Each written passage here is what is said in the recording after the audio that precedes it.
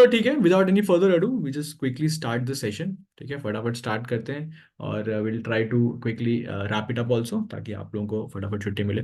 ठीक है, बस इस पूरे के पूरे टाइम में थोड़ा करंट अफेयर्स का जितना भी मैं करवा रहा हूँ वो करते रहना हल्का हल्का। और जो एवरीडे 5 5 करंट अफेयर्स आपके ग्रुप में पक्का आ रही होंगी उनको रिवाइज करते रहना, वो कर लो ये कर लो। आपका प्रिटी मच पूरा का पूरा महीना सॉर्ट हो जाएगा जब आप आओगे अप्रैल में, जब आप आओगे मार्च एंड में आओगे, तब हम लोग दोबारा करेंगे तो वो नई चीज़ें लेकर आऊँगा, तो those new things coupled with this old things आपका पूरा सेट हो जाएगा। तो स्ट्रेस मत लेना, everything is taken care of. ठीक है, चलो स्टार्ट करते हैं। Current affairs December 22 2023। आज December 22 है। December 22 is an iconic date. आज विंटर सोल्स्टिस है। ठीक है, 22 दिसंबर को विंटर सोल्स्टिस होता है। सो नॉर्दर्न हेमिस्फीयर में विल्टन विंटर विंटर सोल्स्टिस है, and which has the longest night. तो आज की रात जो है it's gonna be the longest night of the entire year. ठीक है, नॉर्दर्न हेमिस्फीयर में। सो अ जी के फैक्ट फॉर यू। ठीक है, ऑलराइट चलो शुरू करते हैं on this note. Winter solstice के नोट पे शुरू करते हैं। Okay, so question number one everyone, straight to the questions. पहला क्वेश्चन आप सभी के सामने on your computer screens. Dramatic KBC music. All right. So International Day of Neutrality is observed annually on which date? So पूछ रहे हैं आपको कि international date of day of neutrality ये कब मनाया जाता है। बाकी आपको ड्रिल पता है, यू हैव टू आंसर जब आप आंसर दोगे। ठीक है, तनिष ने स्टार्ट किया है। Okay, okay, Sushant ask me कि सर क्लासेस कब बंद होंगी। देखो, क्लासेस कब बंद होंगी इनका जो डेफिनेट टाइम है, आई वुड रिक्वेस्ट कि आप लोग क्लास में, आई थिंक कल जा रहे हो आप लोग। यस, ऑब्वियसली कल क्लास है, तो कल एक बार सेंटर पे पूछ लेना, बिकॉज अलग अलग बैचेस का अलग अलग टाइम है बंद होने का। जो जल्दी स्टार्ट हुए थे वो कुछ जल्दी बंद हो रहे हैं, कुछ लेट स्टार्ट हुए थे बैचेस उनका लेट बंद करेंगे। सो अकॉर्डिंगली आप टाइम पूछ लेना कब बंद हो रहे हैं, किस डेट पे इज द लास्ट डेट। ठीक है, सो एक बार वो कंफर्म कर लेना कल पक्का जाके, ताकि आपको आइडिया लग जाए कब आना है कब नहीं आना, you can plan accordingly. Right, तो यहाँ बात करते हैं इंटरनेशनल डे ऑफ न्यूट्रलिटी का मतलब क्या है। न्यूट्रलिटी का मतलब क्या होता है? न्यूट्रलिटी का मतलब होता है न्यूट्रल रहना। अब न्यूट्रल तो किसी भी मामले में हो सकता है। ये किसके बारे में बात करें? They talking about countries. They talking about countries कि दुनिया में जितने भी कॉन्फ्लिक्ट्स होते हैं वो मोस्टली उसमें एक बहुत बड़ा फैक्टर होता है कि लोग ना, मतलब कंट्रीज वो ले लेती हैं, ग्रुप्स बना लेती हैं कि हम इस ग्रुप के, हम उस ग्रुप के, हम इस ग्रुप के, हम उस ग्रुप के। तो ग्रुप ग्रुप के चक्कर में बड़े सारे पंगे हो जाते हैं। तो इंटरनेशनल डे ऑफ न्यूट्रलिटी का मतलब ये है कि किसी भी इवेंट पे या किसी को भी ज्यादा दिल पे लगाना नहीं, न्यूट्रल रहो तो बहुत अच्छा है। जिन दो के बीच में मामला हो रहा है वो दो निपट लेंगे आपस में। जिन दो तीन कंट्री के बीच जो भी कुछ है वो दो कंट्री तीन कंट्री आपस में देख लेंगी। हर बंदे झुंड बना के मत आ जाया करो, तो दुनिया यहाँ की वहाँ हो जाती है। बिकॉज वर्ल्ड वॉर 1 का एग्जाम्पल है, वर्ल्ड वॉर 2 का एग्जाम्पल है। तो international day of neutrality UN ने स्टार्ट किया था ये। ठीक है, यूएन ने स्टार्ट किया था और बहुत ही रीसेंट है। 2007 में स्टार्ट हुआ था, तो बहुत ही रीसेंट इसका इनिशिएशन हुआ है। और स्विट्जरलैंड एक ऐसी कंट्री है जो हमेशा से न्यूट्रल रही है, वर्ल्ड वॉर 1 में भी न्यूट्रल रही है, वर्ल्ड वॉर 2 में भी न्यूट्रल रही है। तो स्विट्जरलैंड एक ऐसी कंट्री जो बहुत न्यूट्रल रही है। बाकी तकरीबन सबने साइड्स पकड़ ली थी, लेकिन स्विट्जरलैंड दोनों वर्ल्ड वॉर में न्यूट्रल रही है। तो आज भी वो बहुत ही न्यूट्रल स्टांस रखती है हर मामले के ऊपर। तो इसलिए काफ़ी प्रेफर भी की जाती है कंट्री, है ना। ओके, सो एक बार आंसर्स देखते हैं। सो नहीं वैष्णवी, आपको ये लिखना नहीं है। आपको ये लिखना नहीं है। जो भी सोच रहा है कि जिसको लिखना है, आपको अगर नोट्स बनाने हैं आप बना सकते हो, एक्स्ट्रा बातों के जो मैं एक्स्ट्रा बातें करता हूँ। बाकी ये जो पीडीएफ है ये तो मैं ग्रुप में डाल ही देता हूँ। ये group PDF as it is मिल जाएगी with answers. But I also tell you some extra things. अगर आपको कुछ अच्छी लग रही हैं तो you can note them down, उसमें कोई बंदिश नहीं है। ठीक है, सो करेक्ट आंसर्स आ गए हैं, सबने आंसर्स दे दिए। तो लेट्स सी क्या राइट आंसर क्या है। We have December 12 as the correct answer. तो December 12 is the correct answer. तो December 12 यूएन के द्वारा क्या मनाया जाता है? International day of neutrality. तो ये डेज एंड डेट्स वाले क्वेश्चन एग्जाम में आ जाते हैं। कम से कम एक से लेके दो आते हैं। ठीक है, किसी किसी सेट में नहीं भी आते, पर किसी में एक, किसी कहीं कहीं दो आ जाते हैं। ठीक है, तो ये डेज वेज एक साथ जब याद करने बैठोगे ना, जब आप, तो बहुत मुश्किल हो जाएंगे यार, इतने सारे कैसे याद करें। तो ऐसे ही बीच बीच में थोड़े थोड़े याद करते चले जाओ। जैसे आज अभी याद कर लिया तो याद हो गया, अगली बार कुछ आएगा तो वो याद, पहले कुछ गया तो वो, तो बिट्स एंड पीसेस में याद करोगे तो they will stay with you. Okay, okay. अच्छा, लास्ट क्लास हमारी नेक्स्ट फ्राइडे होगी इस साल की। सो लास्ट क्लास को पता ही है आपको, it's always a revision round up. तो कल नेक्स्ट फ्राइडे को महीने की भी आखिरी क्लास है, पूरे पूरे के साल की भी आखिरी क्लास है। सो आई एम थिंकिंग कि मैं एक पूरा ईयरली राउंड अप रखें उस दिन। जितने भी पिछले महीनों के बहुत सारे करंट अफेयर्स हैं वो भी ले आएंगे। ठीक है, तो सबका एक रिवीजन हो जाएगा, ताकि जब साल खत्म होगा तो आपका एक रिवीजन का सेट कंप्लीट हो जाएगा। कि चलो एक बार ये रिवाइज तो हो गए, मतलब नज़रों के सामने से तुष्टि अगले फ्राइडे, तो नेक्स्ट फ्राइडे जो हमारा वो साल का भी और महीने का आखिरी आखिरी करंट अफेयर्स की क्लास का आखिरी है, मतलब इस साल का, अगले साल दोबारा होंगी ऑब्वियसली। तो इस साल का तो मैं एक ईयरली राउंड अप का सोच रहा हूँ, ठीक है, वो हम कर लेंगे। नंबर 2 पे आते हैं गाइस। नंबर 2 देखते हैं। नंबर 2 क्वेश्चन ये पूछ रहा है आपसे कि अजंता एलोरा फिल्म फेस्टिवल 2024 के लिए जो आने वाला है उसके लिए किनके नाम के लिए पद्म पानी लाइफ टाइम अचीवमेंट अवार्ड ये घोषित कर दिया है। ठीक है, लाइफ टाइम अचीवमेंट अवार्ड किसको मिल रहा है अजंता एलोरा फिल्म फेस्टिवल में। देखो ऐसे बहुत सारे फिल्म फेस्टिवल होते रहते हैं, आईफा भी होता है जो बड़ा फेमस सा है, फिर नेशनल अवार्ड्स भी होते हैं, इंटरनेशनल भी होते हैं, तो बहुत सारे अलग अलग फिल्म फेस्टिवल्स होते रहते हैं। तो ये एक उनमें से बहुत सारों में से एक ये फिल्म फेस्टिवल है अजंता एलोरा, औरंगाबाद महाराष्ट्र में ये होता है। और अगले साल के लिए अवार्ड अभी से अनाउंस कर दिए। ठीक है, तो लाइफ टाइम अचीवमेंट अवार्ड किनको मिल रहा है, गुलजार साहब को, प्रसून जोशी, जावेद अख्तर साहब या परेश रावल जी। तो इनमें से ये सारे के सारे दिग्गज हैं, आपको पता ही है, फिल्म इंडस्ट्री के हमारे। ठीक है, फिल्म इंडस्ट्री के हमारे। Okay, Prasoon Joshi, okay. अलग अलग आंसर्स आ रहे हैं, सो आई वुड रिक्वेस्ट सारे के सारे बंदे आंसर्स करें। ठीक है, ओके। जावेद अख्तर की तरफ लोग जा रहे हैं, गुलजार साहब की तरफ भी, महल कह रही हैं, अगस्सी, Navya is going with a part, Akshay ji is going with Paresh Rawal. ठीक है, तो अलग अलग आंसर्स आ रहे हैं, बढ़िया है। The correct answer guys, correct answer is Javed Akhtar. Correct answer is Javed Akhtar, Suvigya ने बताया सही, Javed Akhtar is correct answer. So Javed Akhtar साहब को मिल रहा है ये वाला अवार्ड। ठीक है, क्लियर है। चलो बढ़िया।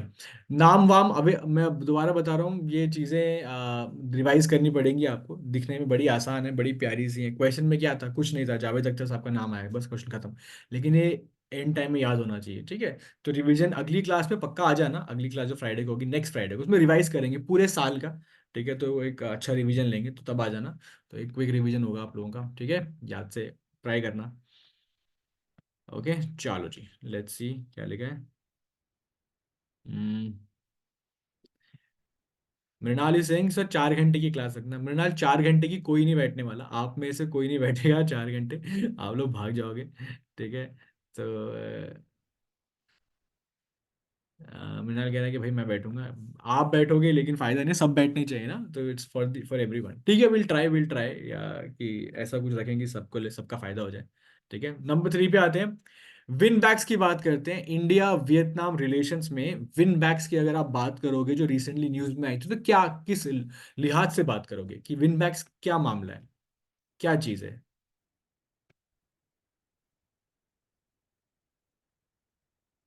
ओके,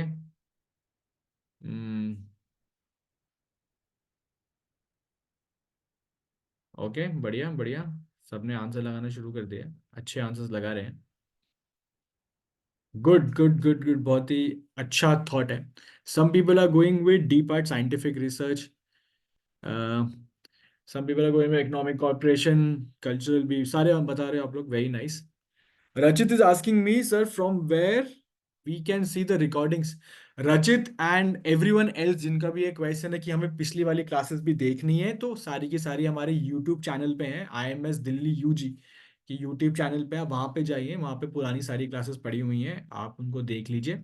स्पीड 1 घंटे भर की सारी क्लास होंगी, स्पीड बढ़ा लेना उसकी, 1.25 1.5 जो भी ठीक लगे, आप आधे पौने घंटे में खत्म कर दोगे सारी क्लासेस। ठीक है, तो उसके नोट्स, वो बहुत अच्छे से नोट्स हैं उसमें, बहुत अच्छे क्वेश्चंस हैं। ओके, सो विन बैक्स की अगर बात करें और हम लोग बात करें इंडिया और वियतनाम के बीच में, तो इसका आंसर क्या होगा, it is a bilateral military exercise, यानी कि ए पार्ट है बायलैटरल मिलिट्री एक्सरसाइज। ये मिलिट्री एक्सरसाइज है, बायलैटरल का मतलब, बाय का मतलब दो होता है, ठीक है, ट्राइलैटरल होता है तो फिर 3 हो जाते। तो वैसे ये बायलैटरल, तो इंडिया की आर्मी और वियतनाम की आर्मी, और इसको बने हुए ये 2018 में शुरू हुई है, तो बहुत पुरानी भी नहीं है। ये बहुत पुरानी एक्सरसाइज नहीं है आर्मी की, इंडियन आर्मी की और वियतनामीज आर्मी की, ये 2018 में शुरू हुई थी, तो 5-6 साल ही हुए हैं। और ये हर साल होती है, ये एक्सरसाइज हर साल होती है, लेकिन एक साल होती है इंडिया में, एक साल होती है वियतनाम में, एक साल होती है इंडिया में, एक साल होती है वियतनाम में। इस साल ये हो रही है वियतनाम में, तो वियतनाम में कैपिटल है हनोई, तो वहां पे हो रही है। ठीक है, तो अभी इंडियन आर्मी का एक कंटिजेंट वहां पे गया है, वहां पे करेंगे, अगले साल वो लोग यहाँ पे आएंगे। तो हम लोग हर कंट्री के साथ, नॉट हर कंट्री के साथ, पर हर फ्रेंडली कंट्री के साथ हम लोग एक बनाते हैं एक्सरसाइज, ताकि हम उनको समझ सकें, वो हमको समझ सकें, वगैरह वगैरह। और ये आर्मी की, नेवी की, एयरफोर्स की, सबकी होती है। सब अलग अलग भी करते हैं, सब इकट्ठे भी करते हैं। तो अलग अलग काम होते हैं। अब जिनको नहीं मालूम उनको बता दूं मैं, मिलिट्री एक्सरसाइज में होता क्या है। जैसे आप लोग बोर्ड देने वाले हो, तो बोर्ड देने से पहले क्या कर रहे हो, आप लोग प्री बोर्ड दे रहे हो, करेक्ट ना। बोर्ड को अगर मैं ये बोलूं कि जंग लड़ने वाले हो मार्च के महीने में, तो गलत नहीं होगा। जंग ही है एक तरह से, आर्या पार की बात है। अच्छे से अच्छा करना है हमें, करेक्ट। तो प्री बोर्ड में सारी प्रैक्टिस होती है। तो ये आर्मीज का, नेवीज का, एयरफोर्स का प्री बोर्ड है, आप ये समझ लो। तो जितने भी एग्जाम में क्वेश्चन आते हैं, वैसे वैसे के वैसे आप प्री बोर्ड में करते हो। तो वैसे जैसे भी एग्जाम, जैसे भी वॉर में सिचुएशन बनती हैं या बन सकती हैं, उनको उनको रेप्लिकेट करते हैं। ठीक है, किसी को चोट लग गई तो कैसे मिनिमम टाइम में पॉइंट ए से पॉइंट बी बचाना है। छुपना है ताकि दुश्मन पकड़ ना सके, इतने घंटे तो छुप के दिखाना है। ठीक है, दुश्मन छुपा हुआ है, उसको ढूंढना है। तो ऐसे ऐसे एक्सरसाइज छोटी छोटी करते रहते हैं, और भी अलग टाइप की होती है, पर these are some of them. ठीक है, तो number 3 is done. Let's see number 4। Okay, तो 4 पूछ रहा है, एनुअल फेस्टिवल हुआ है शार अमरताला तोर गया, ये हर साल मनाया जाता है कौन से वाले स्टेट में। तो आपसे स्टेट पूछ रहे हैं कि इंडिया के कौन से, सारे के सारे नॉर्थ ईस्ट वाले हैं। ठीक है। सचिन पूछ रहे हैं फर्स्ट का आंसर क्या है। सचिन मैं बता दूंगा आपको, एक बार रिपीट करेंगे ना हम लोग, तब मैं आपको दोबारा बता दूंगा, ठीक है ना। मेरे को अभी क्वेश्चन ध्यान नहीं आ रहा कौन सा है, और जब हम वापस जाएंगे रिवाइज करेंगे तो मैं आपको एक बार दिखा दूंगा मैं। ठीक है। सुशांत तुम्हारा क्वेश्चन क्या था, मैंने क्वेश्चन देखा नहीं भाई। ठीक है।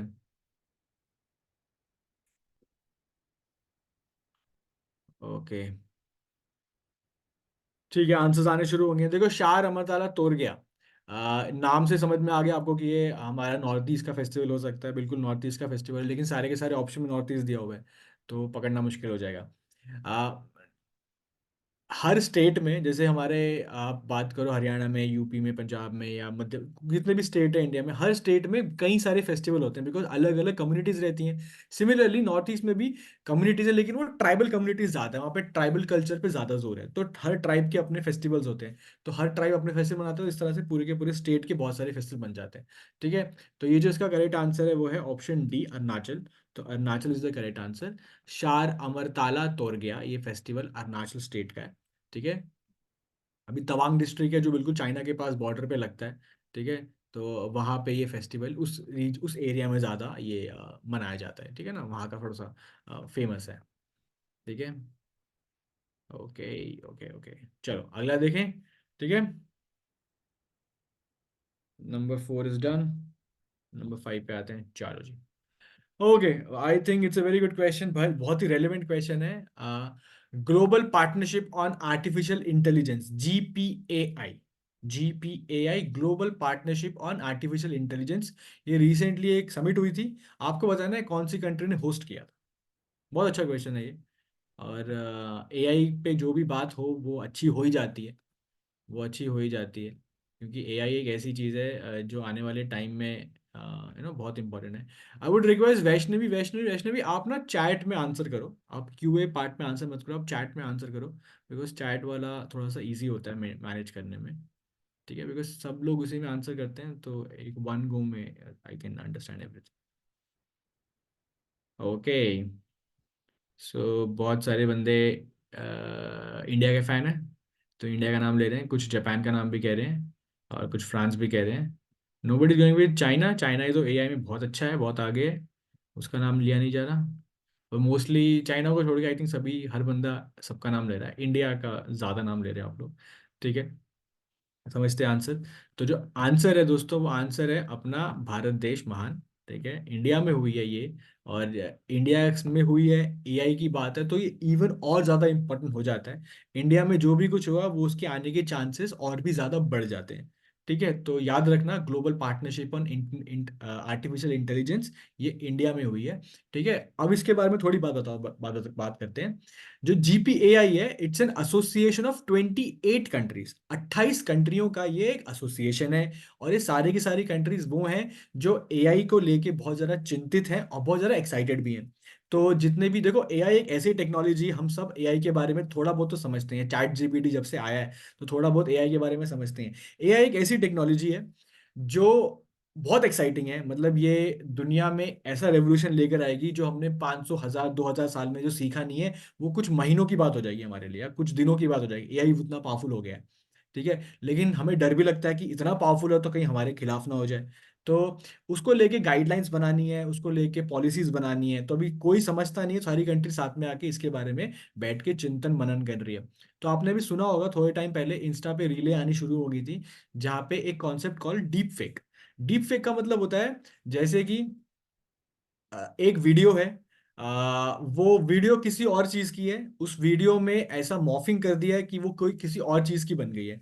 जैसे कि अभी एक जो मोदी साहब ने जो ये समिट हुआ था, यहाँ पे एक डीप फेक के बारे में बात कही थी कि बहुत सारे पॉलिटिकल लीडर्स के डीप फेक बन गई है, बिकॉज आने वाले टाइम में इलेक्शंस आने वाले हैं। तो इंडिया में पता ही है ना आपको कि एक बार कुछ फैल जाए तो लोग बिना सोचे समझे उसको, उस पर रिएक्ट करना शुरू करते हैं, उस पर उसको शेयर करना शुरू करते हैं। तो डीप फेक आने का प्रॉब्लम क्या है, किसी पॉलिटिकल लीडर ने वो बात बोली भी नहीं होगी, कुछ और बोला होगा, उसको ऐसा कर देंगे कि ऐसा लगेगा कि उस लीडर ने बिल्कुल वो बात बोली है। और आप फाइंड आउट नहीं कर पाओगे देखने से, you cannot find out, you cannot, you won't be able to tell the difference कि ये रियल नहीं है, ये एक डीप फेक है। आपको लगेगा इतना जेन्युइन चीज है वो। तो ऐसे कुछ सेलिब्रिटीज, फिल्म फेस्ट सेलिब्रिटीज की भी वीडियोस बनी थी, ठीक है, जो डीप फेक हुई थी। तो इसको लेके काफी कंसर्न, ऐसी बहुत सारी चीजें हैं। तो उसको लेके समिट हुई थी, ठीक है, तो इंडिया में हुई थी। आप इसको याद रखना, ठीक है, जो मैंने इतनी कहानी बताई है उसको जोड़ के याद रखना, ताकि याद करने में आसानी रहेगी। ठीक है, तो नंबर 5 इज डन, 5 क्वेश्चन होंगे क्विकली, बहुत बढ़िया, अच्छा, बहुत अच्छा आंसर दे रहे हो आप लोग। Let's see number 6 everyone. All right. So the next question is, what is the rank of India in the Global Hunger Index GHI 2023? So where does India stand? And all the options are 100 plus. All the options are 100 plus. And we have around 127 countries total. So the total number of countries were 127, which were evaluated, and it is done by uh, two independent organizations. One is uh, Wartig Life, which is the German-based NGO organization, and next one is Content Organization, which along with the other one, they take out the Global Hunger Index ranking, and 127 countries were evaluated. All right, so you get a score from 0 to 100. So if a country happen to score 0 on the index, that is the best country. If you happen to score a score which is very close to 100, and or it is 100, then you are the worst country on the list. So okay, so you have to score the least on this list, on the ranking, so as to be on the very on a very good term on the index. Okay, so the options are 101, 111, 121, 131. So those are the options. Let's see how did you guys fare. So mostly everyone is going with, so we have a lot of you saying 111, a few of you are saying 121 also. Okay. Okay, so Mrinal is saying C ही होता है answer. Okay. Sushant is asking what is the idle time of IPMAT preparation. Sushant, I did not understand the question. What do you mean by idle time? कितने महीने की बात पूछ रहे हो, घंटे कितने पूछ रहे हो? And this question is not relevant कि कितना idle time है। ये उन लोगों के लिए अच्छा है जो IPMAT में घुसने से पहले पूछ रहे हैं।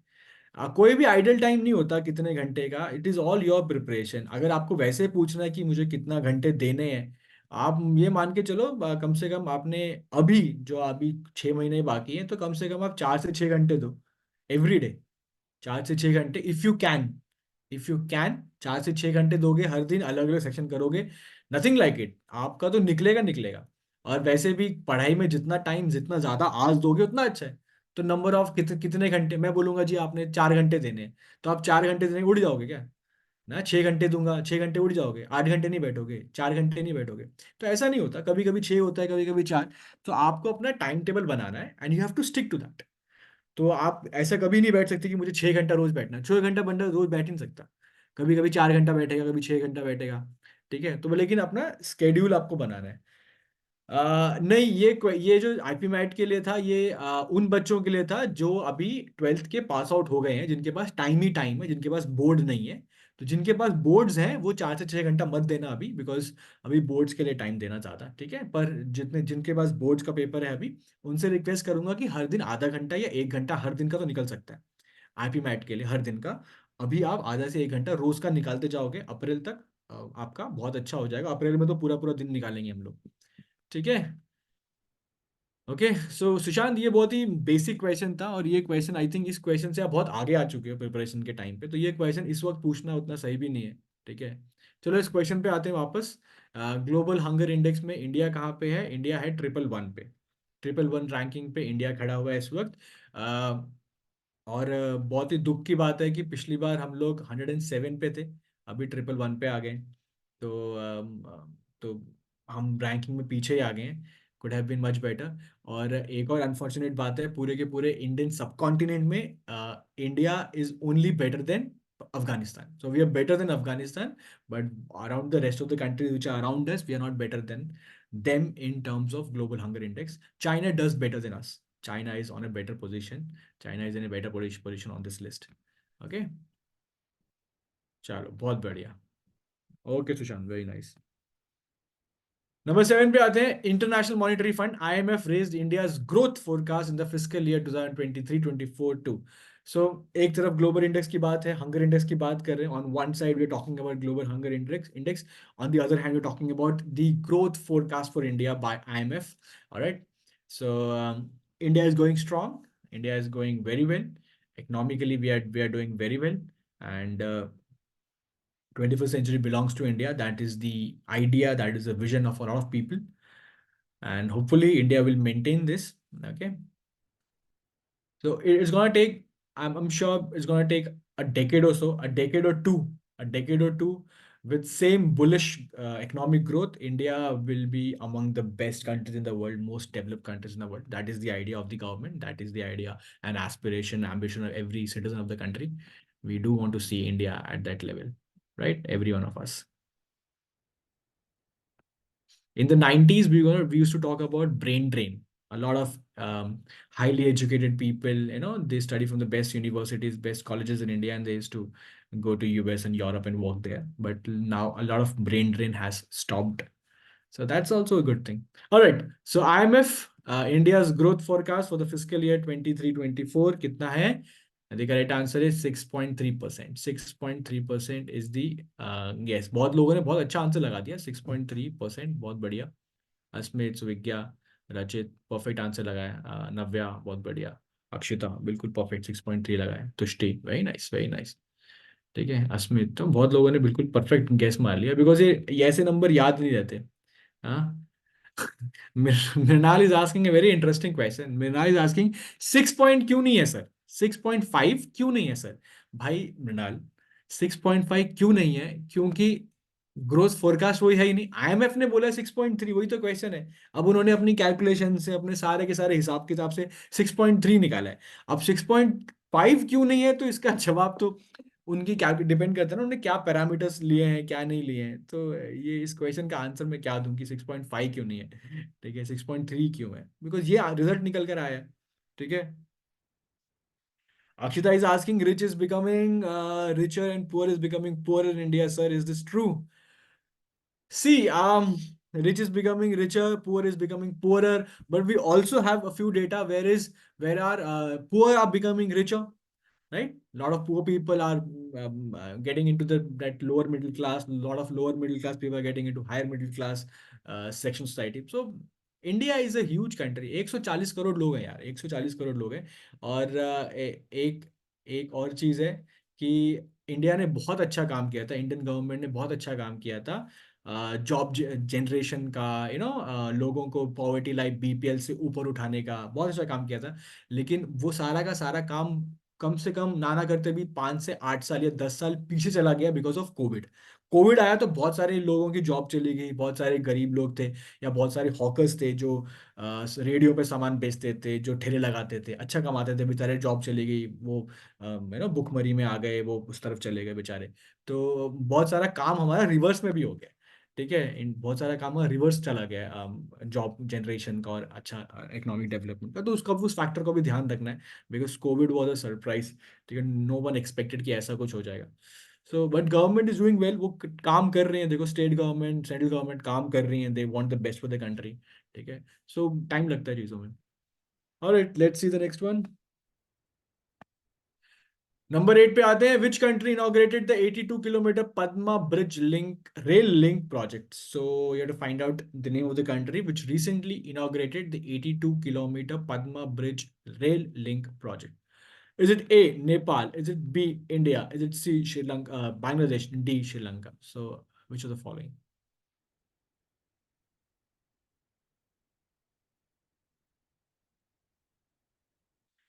Hmm. Okay, so we have good number of students opting for a particular option. Opting for a particular option. Padma Bridge Rail Link, 82 kilometer. Just to tell you, it's a double decker bridge, which means on the top of it we have a 4 lane highway, and below that we have the railway track. So below we have the railway line, above that we have a road network. Okay, four lane road highway. Okay, so okay, which is the country? Okay, so lot of answers have come in. Guys, the correct answer is option C, Bangladesh. The correct answer is option C, Bangladesh. So Bangladesh is the country which has inaugurated 82 kilometer long Padma Bridge rail link project. And just to tell you, it is not with the help of India. It is with the help of China. It is with the help of China. So आपने सुना होगा there is something called as Belt and Road Initiative. Belt and Road Initiative by China. So this is the biggest infrastructure project under BRI. ठीक है, under belt and road initiative उनका सबसे बड़ा project है ये वाला जो मेटलाइज हुआ है. बहुत सारी कंट्रियों ने हाथ खींच लिए हैं अपने, क्योंकि चाइना एक काम करता है. चाइना करता है डेट डिप्लोमेसी. उसका मतलब ये हुआ वो आपको पैसा देगा. चाइना गरीब कंट्री के पास जाएगा, बोलेगा क्या चाहिए भाई तुमको, पोर्ट चाहिए, एयरपोर्ट चाहिए, ये चाहिए, वो चाहिए, ठीक है, debt trap, yes Tushti debt trap. तो वो पैसा देगा आपको. अब गरीब कंट्री मना नहीं करेगी, पैसा चाइना आ रहा है, पैसा दे रहा है, तो वो हाँ बोलेंगे, हाँ हाँ दे दो पैसे दो. तो बहुत सारा पैसा देगा आपको कि भैया तुम अपने पोर्ट्स बना लो, अपना रेलवे बनाओ, रोड बनाओ, ये बनाओ, वो बनाओ. तो बहुत पैसा देगा. और पैसा देगा और अपनी कंपनियों को बोलेगा कि तुम जाके काम करो. तो पैसा गवर्नमेंट दे रही है और सारा का सारा पैसा वो कंस्ट्रक्शन कंपनी को जॉब मिल जाता है वहां से. ठीक है, चाइना का तो ये हिसाब है. तो चाइनीज वहां पे काम करना शुरू करते हैं. और इवेंचुअली कुछ चीजें चल नहीं पाती. बहुत सारी, इतना सारा पैसा है जो आप रिटर्न नहीं कर पाते. और जो उनका लोन का इंटरेस्ट है वो लोग बहुत ऊंचा रखते हैं, बहुत ऊपर रखते हैं. तो हार के जो कंट्रीज होती हैं वो चुका नहीं पाती. तो जब आप चुका नहीं पाते तो फिर जो चाइना है फिर वो मनमानी चीज मांगता है कि हमें ये दे दो, हमें वो दे दो, हमें ऐसा चाहिए, वैसा चाहिए. ठीक है, बहुत अच्छा एग्जाम्पल है चाइन श्रीलंका का हम्बन टोटा पोर्ट. तो श्रीलंका का हम्बन टोटा पोर्ट है वो बनाया था चाइना की हेल्प से. तो चाइना ने पैसे दिए थे कि हम बनाते हैं वगैरह वगैरह. श्रीलंका ने बोला हाँ हाँ आओ बनाओ बनाओ. तो हम्बन टोटा पोर्ट बना दिया. और श्रीलंका ने सोचा था कि जब पोर्ट बन जाएगा तो बहुत सारा ट्रेड होगा, वो ट्रेड का पैसा कमाएंगे और फिर हम जाके चाइना को वापस कर देंगे. हुआ क्या, कोविड. जैसे ही कोविड आया भैया, दुनिया भर में इंपोर्ट एक्सपोर्ट बंद. और इंपोर्ट एक्सपोर्ट बंद तो तो श्रीलंका की हवा निकल गई. अब श्रीलंका ने अपना रिकवर तो कर नहीं पाया. क्या रिकवर करेगा, क्या लोन का इंटरेस्ट देगा. तो इवेंचुअली वो चीज चाइना के पास आ गई. चाइना ने बोला कोई बात नहीं, ये पोर्ट ना तुम हमें 99 ईयर्स के लिए लीज पे दे दो. तुम ये हमें 99 ईयर्स के लिए लीज पे दे दो ये वाला पोर्ट, और हम इसको ऑपरेट करेंगे. चाइना को पोर्ट बनाने में कोई इंटरेस्ट नहीं था. चाइना को इंटरेस्ट था कि श्रीलंका में एक पोर्ट हथियाना है, when it to be very close to India. तो they want to station their ships there, और वो इंडिया के बहुत नजदीक आना चाहते थे. तो ये पोर्ट मिल गया उनको. तो चाइना ऐसा करता रहता है. ठीक है, तो ये चाइना की एक ट्रेडमार्क. तो बहुत सारी कंट्रियां समझ गई हैं इस बात को, तो दूर हो गई हैं. पर बेचारा बांग्लादेश समझ नहीं पाया. देखो बांग्लादेश कितना अच्छा कर पाता है, कितना नहीं. Anyway, so this is done. ठीक है, आई थिंक ये सारे के सारे क्वेश्चन के पीछे जो मैं कहानी बता रहा हूँ वो कहानी भी दिमाग में बैठ रही है धीरे धीरे. वो कहानी का फायदा ये होगा that that will help you to remember these questions in the main exam also. ठीक है, so just to retain them for a prolonged time. Okay, so you'll be able to retain them for a prolonged time. So that is the idea. All right, let's see the next one. Number 9 पे आते हैं. All right. So which organization conducts the passport to earning P2E passport to earning P2E initiative? तो ये किसने initiative किया है passport to earning P2E? RBI, NITI Aayog, UNICEF या world bank? तो इनमें से किसने ये इनिशिएटिव लिया है passport to earning? Passport to earning का इनिशिएटिव किसका है? ठीक है, अब आप जब तक आंसर लगा रहे हो, मैं आपको बता दूं कि ये बेसिकली है क्या चीज। पासपोर्ट टू अर्निंग, इनमें से जो भी ऑर्गेनाइजेशन करवाती है, इसका मतलब ये होता है, यहाँ पे ये लोग क्या कर रहा है, ये एक skill enhancement, skill development programme है। यहाँ पे फिनेंशियल लिटरेसी के बारे में बताया जाता है कि पैसा कैसे बचाना है, कैसे कमाना है, कहाँ इन्वेस्ट करना है, कैसे कैसे करना है। तो फिनेंशियल लिटरेसी के बारे में बात करते हैं। और फिनेंशियल लिटरेसी के साथ साथ डिजिटल लिटरेसी, कि ऑनलाइन कैसे रखना है अपने आप को, कैसे सेफ रहना है, ऑनलाइन कैसे कैसे, क्योंकि आजकल ऑनलाइन जिसको बिल्कुल नहीं आता वो तो उसका गुजारा मुश्किल है। तो थोड़ा सा ऑनलाइन पता होना चाहिए, अपना बैंक का ऐप ही खोल लो, बैंक में कुछ चीज़ें कर लो ऑनलाइन ऐप से ना, तो वो छोटी छोटी चीज़ें बताते हैं, तो वो सिखाते हैं। तो वो सिखाने की वजह से लोग थोड़े से शिक्षित हो रहे हैं या एम्पावर हो रहे हैं। और इसमें 65% विमेन है जिन्होंने ये लर्निंग ली है या ये कोर्सेज की हैं, ठीक है, ये फ्री में कराते हैं कोर्सेज। तो ये कोर्सेज या लर्निंग जिसने लिया, 65% of them are women. Alright, and it is done by, देखते हैं आंसर किस किस ने क्या क्या लगाया है। सो आंसर्स तो बहुत अच्छे आ गए हैं, वेरी नाइस, बहुत बढ़िया, आई थिंक सबने बहुत अच्छा आंसर लगाया है। तो जो आंसर है गाइज वो है यूनिसेफ। तो ये काम यूनिसेफ, इंडिया में यूनिसेफ करता है ये वाला काम, passport to earning. Passport to earning मतलब ऐसे प्रोग्राम सिखाओ कि जिसकी वजह से आप आगे जाके पैसा कमा सको। यहाँ पासपोर्ट कुछ मिल नहीं रहा, ठीक है, don't take it that way कि कुछ पासपोर्ट मिलेगा किसी कंट्री में जाएंगे। पासपोर्ट टू अर्निंग, कमाने का एक संसाधन खोल देंगे ताकि। ऑलराइट, तो RBI, NITI Aayog, UNICEF, world bank, तो UNICEF is the correct answer. Alright, let's see number 10, आ जाओ 10 पे आते हैं। Central Board of Indirect Taxes and Customs launched electronic origin data exchange system between India and which other country? तो कौन सी दूसरी country बताना है। और ये बेसिकली है क्या, देखो गाइज, ये बेसिकली ये है चीज कि इंडिया और वो दूसरी कंट्री जो आप मुझे आंसर में बताओगे, उस कंट्री के बीच में इंपोर्ट एक्सपोर्ट बहुत अच्छे से हो जाए, बहुत आराम से हो जाए, ड्यूटीज टैक्सेस वगैरह वगैरह का सेटलमेंट बहुत आराम से अच्छे से हो जाए, तो उसके ऊपर बना है। ठीक है, तो मतलब किसी कंट्री से हम बहुत सारा ट्रेड करना चाहते हैं या कर रहे हैं, तो और फ्लुएंट हो जाए और स्मूथ हो जाए काम। ठीक है, तो इसीलिए ये है, समझ में आया बेसिकली है क्या। बहुत अच्छा गेस लगाया, बहुत अच्छा गेस लगाया। Maximum going with an option. Okay, ठीक है, शौर्य, नव्या, अस्मित, रचित, सुविज्ञा, जिया, सबने लगा दिया, तुष्टि, वैष्णवी, अक्षज, तो बहुत लोग के आंसर आ गए हैं। पर जस्ट टू टेल यू, लोगों ने मेजर, आप लोगों ने मेजर आंसर एक ऑप्शन पे लगाया है, और वो गलत है एक्चुअली। बहुत सारे बच्चों ने एक ऑप्शन पे लगाया और वो गलत है। बताया तो आंसर क्या है। आंसर है गाइस कोरिया। आंसर है Korea is the correct answer. और कोरिया का मतलब है साउथ कोरिया, यहाँ पे कोरिया का मतलब है साउथ कोरिया। ठीक है, और बहुत लोगों ने यूएई लगाया था। Just to tell you, UAE is a very good guess. Excuse me, अगर आपने गेस लगाया है, तो यूएई आपने बहुत तगड़ा गेस लगाया है, बहुत अच्छा गेस लगाया है। ठीक है, लेकिन आंसर यहाँ पे साउथ कोरिया था। ठीक है, चलो, डन है, 10 क्वेश्चन हो गया हमारे, क्विकली क्विकली। चलो अभी let's see the next one. Next पे आते हैं। Okay, so IBM releases first ever 1000 qubit quantum chip called। ये पिछले वाला क्वेश्चन है, ये पिछले हफ्ते का क्वेश्चन है। मैंने इसमें कुछ क्वेश्चन रिवीजन के भी डाले हैं, तो नए क्वेश्चन तो कर रहे हैं, लेकिन पहले वाले छूटने नहीं चाहिए, तो पहले वाले भी थोड़े थोड़े डाल देता हूँ मैं, ताकि पहले भी बने रहे, लिंक बना रहे हर टाइम। आगे भी बढ़ रहे हैं, थोड़ा पीछे का भी कर रहे हैं, आगे भी बढ़ रहे हैं, पीछे का भी कर रहे हैं। ठीक है, अब देखता हूँ कितने लोगों को याद है। मजा तो तभी है ना जब याद, समझ में तो आ जाती है चीज जी। दिक्कत समझने की नहीं है, जीके में समझने, करंट अफेयर में समझने तो कुछ है नहीं। प्रॉब्लम होती है याद रखने में, याद रखने में कि एग्जाम में आए तो देखते याद आ जाए। अच्छा हाँ, ये तो करवाया था सर ने, इसका आंसर ये वाला, अरे हाँ इस पे बात की थी, इस पे ये बात हुई थी, तो ये आंसर है। जितना जल्दी हाथ चलेगा उतना अच्छा है।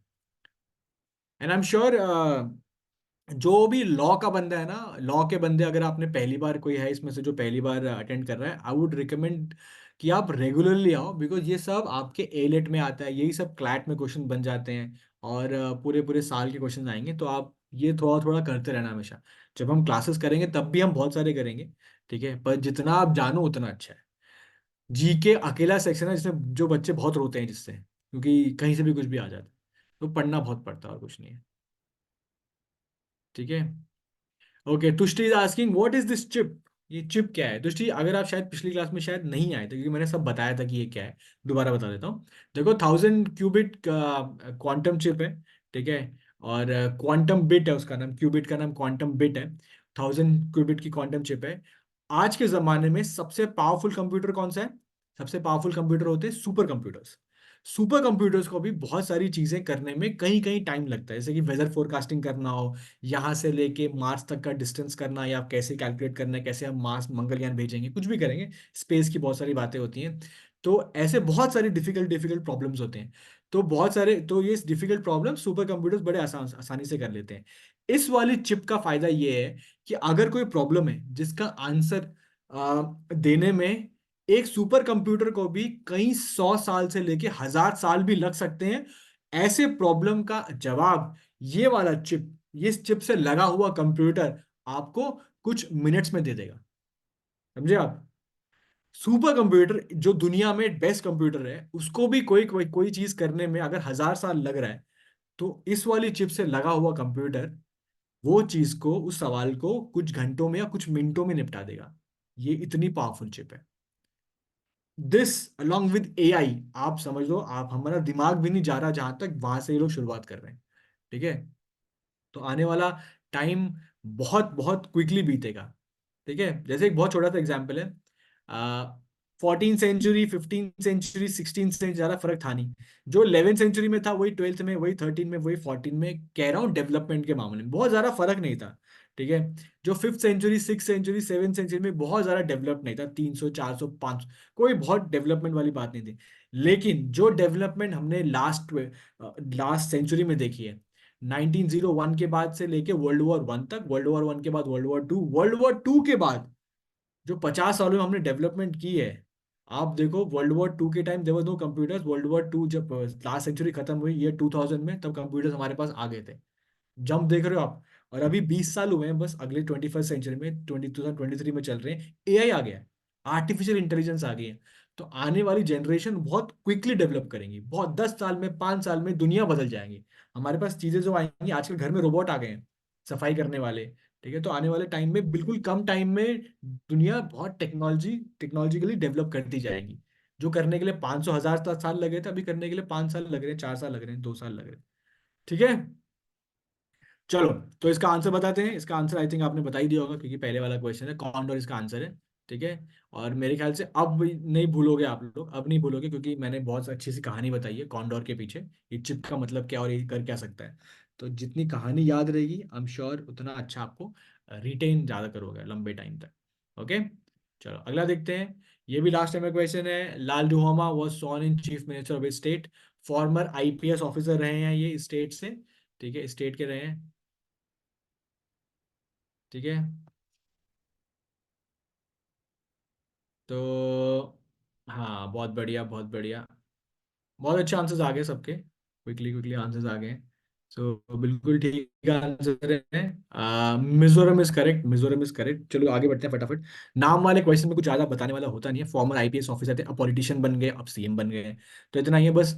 नाम याद रखना, क्योंकि यहाँ पे मध्य प्रदेश और ये सब दिया तो याद पकड़ने में आसानी है। एग्जाम में मिजोरम के साथ मणिपुर भी आ जाएगा, अरुणाचल भी आ जाएगा, नागालैंड भी आ जाएगा, तो नॉर्थ ईस्ट में कहीं गुम मत हो जाना। ठीक है? तो याद रखना कि मिजोरम आंसर है। ओके? और न्यू असाइनमेंट्स या न्यू जो अपॉइंटमेंट्स होती हैं, ये पक्का एग्जाम में आती हैं। तो न्यू अपॉइंटमेंट्स को बिल्कुल बड़े बड़े ध्यान से, बड़े इज्जत से करना। ठीक है? इस बार इलेक्शंस बहुत सारे स्टेट्स के हुए हैं, नए स्टेट्स के हुए हैं, तो बहुत सारे नए सीएम्स आए हुए हैं। तो उनके नाम आप पक्का पक्का याद रखना, एग्जाम में जाने से पहले हम करेंगे भी। ठीक है? ठीक है? ओके, चलो। ओके, सो एक क्वेश्चन ये पूछना है अगले वाला कि आपको बताना है कि अर्जेंटीना के नए प्रेसिडेंट कौन है, जिन्होंने अर्जेंटीना की जो करेंसी है, अर्जेंटाइन पेसो, उसको 50% डिवैल्यू कर दिया है। तो वहाँ पे इन्फ्लेशन बहुत ज़्यादा बढ़ गया था। ठीक है? अब उन्होंने डिवैल्यू कर दिया है with respect to US dollars. तो कौन है भाई, वो कौन है जिन्होंने ये क्रांतिकारी कदम लिया है अर्जेंटीना के बारे में? ठीक है? ओके, कौन है वो? चलो, हावियर मिलाई आंसर आ ही गया। हावियर मिलाई, थोड़ा जल्दी करेंगे, टाइम थोड़ा कम हो रहा है और क्वेश्चन थोड़े बच्चे हैं हमारे पास। तो हावियर मिलाई है। ठीक है? अगेन नाम है। ठीक है? तो याद रखना, आप नाम है, तो नाम एग्जाम में ऐसे याद नहीं आते, तो नामों को थोड़ा सा 2 3 4 बार, मैं जितने भी क्विज करा रहा हूँ, मैं जितने भी क्वेश्चंस करा रहा हूँ, याद रखना, आपने एक बार नहीं करनी, एक बार से बात नहीं बनेगी। दो तीन चार पांच बार आपने करनी है, पर जितनी बार ज्यादा करते जाओगे उतना कम टाइम लगेगा करने में। ठीक है। बाकी क्रैश कोर्स में तो आओगे ही। ठीक है। तो हम लोग अच्छे से करेंगे। ठीक है। मृणाल, स्पेलिंग लिखने का तरीका बहुत कैजुअल है। ठीक है। एक्स से भी होता है। एक्स से जेवियर कहते हैं, इसे हावियर कहते हैं। ठीक है। इसे हावियर पढ़ते हैं और एक्स वाला उसे जेवियर पढ़ते हैं। ठीक है। चलो।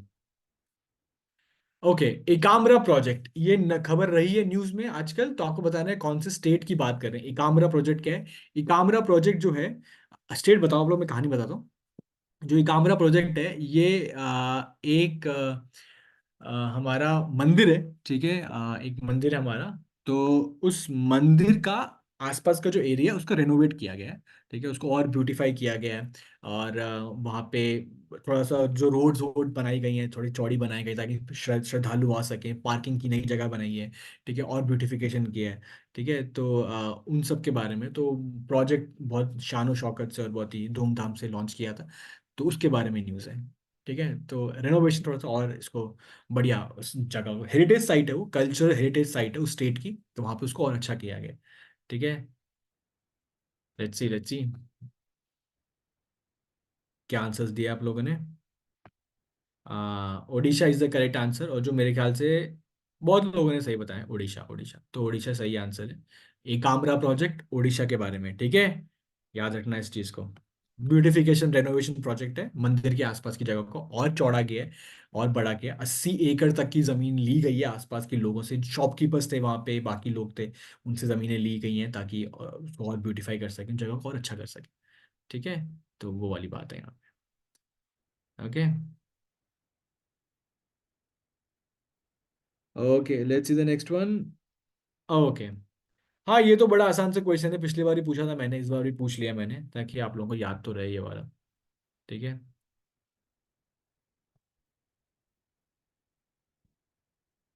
हाँ तुष्टि, ये भगवान महाकाल अपने शिव जी का मंदिर है। ठीक है। शिव जी का मंदिर है ये।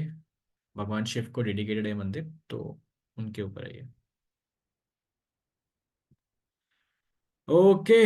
चलो। बढ़िया बढ़िया बढ़िया। आंसर अच्छे आ गए हैं।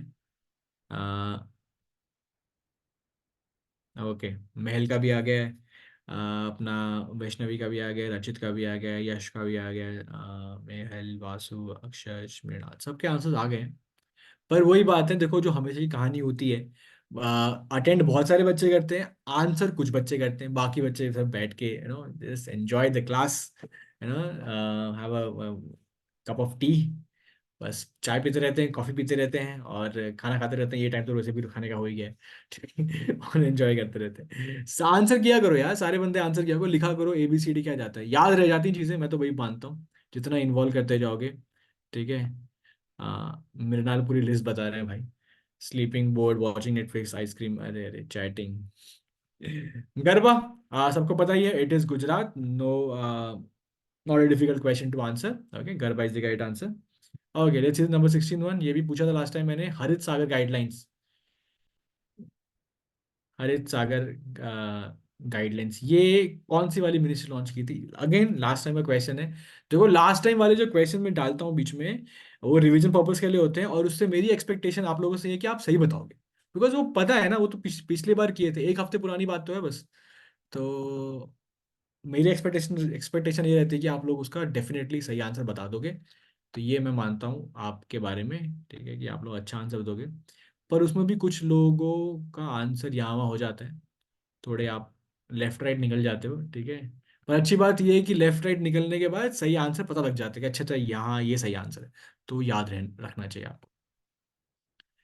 बिल्कुल ठीक है, चलो इसका आंसर देखते हैं। बिल्कुल सही आंसर, आंसर है ऑप्शन कौन सा वाला है? हरित सागर गाइडलाइन हमारी पोर्ट्स के लिए है, तो करेक्ट आंसर है port shipping and waterways. Port shipping and waterways is the correct answer. और हरित सागर गाइडलाइंस पोर्ट्स के लिए, जहाँ पे हम लोग इंपोर्ट एक्सपोर्ट करते हैं, तो हम चाहते हैं कि जो इंपोर्ट एक्सपोर्ट हो वो किस तरह का हो, बहुत ही सस्टेनेबल हो। ठीक है, ताकि हम लोग ज़्यादा फॉसिल फ्यूल ना उस पर खर्च करें, बर्बाद ना करें, थोड़ा ग्रीन रखें पूरे के पूरे प्रोसेस को। तो उसलिए वो हरित सागर गाइडलाइंस।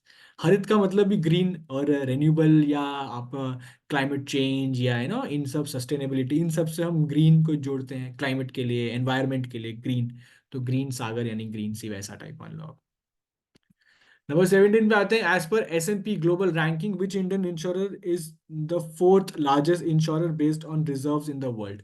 तो दुनिया में फोर्थ लार्जेस्ट रिजर्व के साथ कौन सा वाला इंश्योरर दुनिया का फोर्थ लार्जेस्ट है?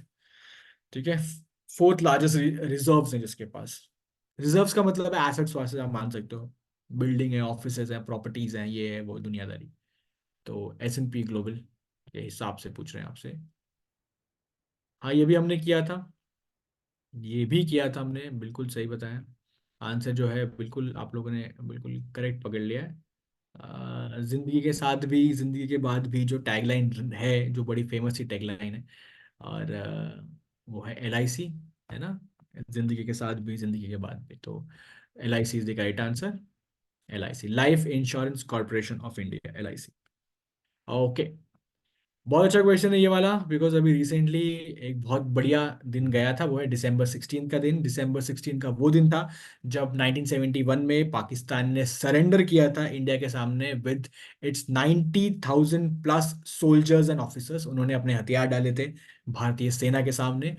तो आपसे पूछ रहे हैं कि उनकी तरफ से किसने साइन किया था, पाकिस्तान की तरफ से, who has signed it, instrument of surrender. तो general Tikka Khan, general Ayub Khan, general Yahya Khan, या जनरल A के नियाजी, आमिर अब्दुल्ला खान नियाजी। कौन थे वो, यह बताना आपने। A खान नियाजी, A के नियाजी, या याया खान, या अयूब खान, या टिक्का खान। तो ये बताना। अगर अगर आपने अगर आपने सैम बहादुर मूवी देखी है, जो भी आई है, वो भी इसी के ऊपर है। वो भी 1971 की वॉर के ऊपर है। सैम मानेकशॉ जो थे वो आर्मी जनरल थे हमारे उस वक्त। He led India to a win. 13 दिन में, मात्र 13 डेज में वॉर खत्म हो गई थी। 4 दिसंबर को स्टार्ट हुई थी और 16 दिसंबर को खत्म हो गई थी। ठीक है, तो झटपट हमने काम निपटाया था। तो आंसर्स देखते हैं। आंसर्स मेरे ख्याल से सबके आ ही गए हैं अब तक, सबने सही दे दिया था, बिल्कुल सही बात है, सबने आंसर बहुत सही दिया है, मेजर सही सही आंसर आए हैं। आंसर है ऑप्शन डी, जनरल A के नियाजी। और इंडिया की तरफ से साइन किसने करवाए थे? जगजीत सिंह अरोड़ा। जगजीत सिंह अरोड़ा जो इंडिया की तरफ वहां थे। आपने बहुत फेमस पेंटिंग देखी होगी, लोगों पीछे से खड़े रहते हैं और दो बंदे बैठ के साइन कर रहे होते हैं। ठीक है, तो वो एक आइकॉनिक पिक्चर है, वो आपको इंडिया में, आपको डिफेंस मिनिस्ट्री में मिलेगी, आर्मी हेडक्वार्टर में मिलेगी। ठीक है, तो बहुत ही आइकॉनिक फोटो है वो। तो इंडिया की तरफ से जनरल अरोड़ा थे, जगजीत सिंह अरोड़ा साहब थे, वो उन्होंने साइन करवाया था एक एक नियासी से। ठीक है, तो बहुत खुशी की बात है ये। Okay. Okay, Disha Disha is saying sir, movie में तो याया खान तक दिखाया था। हाँ, याया खान तक दिखाया था, बिल्कुल ठीक है, लेकिन एक डायलॉग में जिक्र भी था A के नियाजी का, कि वो लोग आएंगे साइन करने। ठीक है, चलो बढ़िया। मूवीज भी देख रहे हो, पढ़ाई भी हो रही है, स्ट्रेस बस्टर भी है, चलो बढ़िया। ठीक है, पर ज्यादा नहीं देखनी, ठीक है, वो बात के लिए रखनी है। नंबर 19 पे आते हैं। Prestigious Royal Society of Chemistry's नाइहोन प्राइज फॉर एजुकेशन, ये किसको मिला है? तो हमारे एक इंडियन ये टीचर हैं। ठीक है, और ये मुंबई में भाभा एटॉमिक में वहाँ पढ़ाते हैं। और केमिस्ट्री में ये इन्होंने बहुत सारे स्टूडेंट्स पढ़ाए हैं, केमिस्ट्री में इनकी एक्सपर्टीज है। आपको बताना किन को ये अवार्ड मिला है, रॉयल सोसाइटी। और रॉयल सोसाइटी का मतलब है वी टॉकिंग अबाउट इंग्लैंड। और इसमें क्या होता है ना, एक सर्टिफिकेट मिलता है, आपको एक सर्टिफिकेट मिलता है, और सर्टिफिकेट के साथ आपको मिलता है 5,000 पाउंड। 5,000 पाउंड मिलते हैं। 5,000 पाउंड मेरे ख्याल से तकरीबन 6 साढ़े 6 लाख रुपए बनेंगे इंडियन रुपीस। ठीक है, ओके। 104 का पाउंड है, तो लगा लेना। तो करेक्ट आंसर क्या लगाया आप लोगों ने? Let's see, let's see, let's see, let's see, let's see. चलो चलो, बढ़िया बढ़िया। हाँ, सही है। ज्यादा ने लगाया नहीं, कम लोगों ने लगाया है। आप लोग शायद सोच रहे हो आंसर क्या is the correct answer is option A. Option A is the correct answer, ठीक है, ऑप्शन ए करेक्ट आंसर है। सविता लाडागे, ठीक है, सविता लाडागे जी, इनको मिला है Royal Society of Chemistry Nyholm prize for education. ये केमिस्ट्री के लिए मिला है, ठीक है, जो she is an expert in chemistry. Alright, so last question of the day, last question of today's class. Okay, so regional anti-terrorist structure RATS that was recently in news is related to which international organization? तो आपने बताना है कि एक international organisation है, उसके अंदर rats आता है। तो आपको बताना है वो कौन सा ऑर्गेनाइजेशन है। जैसे कि अगर मैं बोलूं कि WHO किसके अंदर आता है, आप बोलोगे यूएन के अंदर आता है। यूनिसेफ किसके अंदर, यूएन के अंदर आता है। तो वैसे ही आपको बताना है कि रैट्स ऑर्गेनाइजेशन है, और ये इसका पेरेंट ऑर्गेनाइजेशन कौन है या मेन ऑर्गेनाइजेशन कौन है ये। ठीक है, ये वाला क्वेश्चन है। आई होप समझ में आ गया होगा। ओके चलो। तुष्टि ने बता दिया 5.30 लैक्स। ठीक है, बढ़िया तुष्टि। ओके, तो आंसर्स आंसर्स आए हैं, बढ़िया बढ़िया आए हैं। Let's see let's see. ठीक है, सबके आए गए हैं।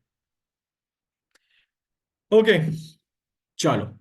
सो रैट्स का जो ऑर्गेनाइजेशन है ये किसके अंदर आता है, और ये आता है SCO, option B Shanghai cooperation organisation, SCO के अंदर आता है।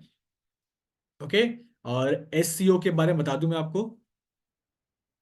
SCO is not an international organisation, it's a regional organisation. देखो, एक होता है जैसे यूएन है।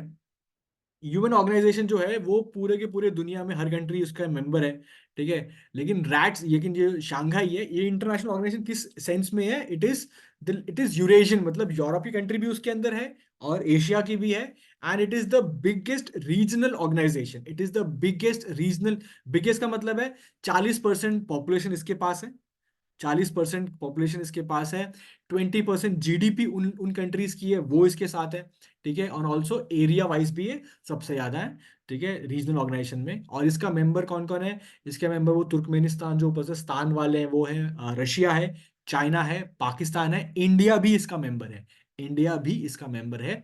और ये 2001 में स्टार्ट हुई थी SCO, और रशिया ने और चाइना ने स्टार्ट की थी ये, ठीक है। उसके बाद बाकी कंट्री धीरे धीरे मिलती गई, कारवा बनता गया वगैरह वगैरह, ठीक है। तो इंडिया भी मेंबर है, पाकिस्तान भी मेंबर है इसमें, ठीक है। तो RATS is an organisation of that, ठीक है। सो आई होप समझ में आ गया होगा। नहीं, सऊदी अवधी मेंबर नहीं है, तुष्टि सऊदी नहीं है। So this was the last question of the day guys. एक बार जाने से पहले मुझे बताओ, मजा आया, समझ में आया, अच्छा लगा, हैड फन? ठीक है, एक बार ये क्लियर कर दो, फटाफट बता दो। इफ यू हैड फन, मजा आया, समझ में आया। और जो रेगुलर आपकी जो पढ़ाई हो रही है बोर्ड्स के लिए, प्री बोर्ड्स के लिए, उससे थोड़ा सा refresher, right, current affairs GK थोड़ा सा रिफ्रेशर होता ही है। थोड़ा सा टेंशन को हल्का सा रिलीज करता है, थोड़ा रिलैक्स करता है आपको, है ना। वहाँ पे एकदम बॉम्बार्डमेंट होती है, यहाँ पे थोड़ा सा आप relax, you are having fun. So if you had fun just drop me a message कि हाँ,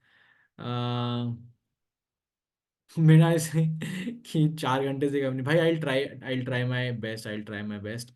okay, Jai Singh yes, Navya thumbs up, Akshay yes sir, Tushti goat goat, अरे बढ़िया बढ़िया बढ़िया। Yashu yes sir as always, आज भी मजा आया, चलो बहुत बढ़िया, had fun. Okay, Suvigya yes sir, Mrinal yes sir, चलो चलो बढ़िया, नाइस। ठीक है, तो गाइज हाँ, हिस्ट्री क्रिएट करोगे सर 4 घंटे, भाई मैंने 4 घंटे से बहुत ज्यादा कंटिन्यूस क्लास भी ले रखी है, ठीक है। सो पहले भी मैंने बहुत क्लास ली है, ठीक है। पर anyway, will try guys, will try. तो यू हैड फन, बहुत अच्छी बात है। मैं PDF भेजूंगा। कुछ नहीं करना है, इसको रिवाइज करना है, एक बार कल रिवाइज करना याद से, फिर नेक्स्ट क्लास में आओगे। Next class would be yearly round up, ठीक है। उसमें हम रिवाइज करेंगे पिछले कई महीनों का एक साथ। तो जरूर आना, ठीक है, जरूर आना क्लास में। और जो फ्रेंड्स वगैरह भी नहीं आए उनको भी बोलना जरूर आने के लिए, ठीक है। ओके, एंड अक्षय ने बहुत अच्छी बात कही है, लाइक सब्सक्राइब एंड शेयर, ठीक है गाइस, रेड बटन दबा देना। चलो गाइस, ओके, चलो good night guys, take care, bye bye, मिलते हैं नेक्स्ट फ्राइडे, ठीक है, with new questions. Okay, alright, चलो बाय बाय, टेक केयर।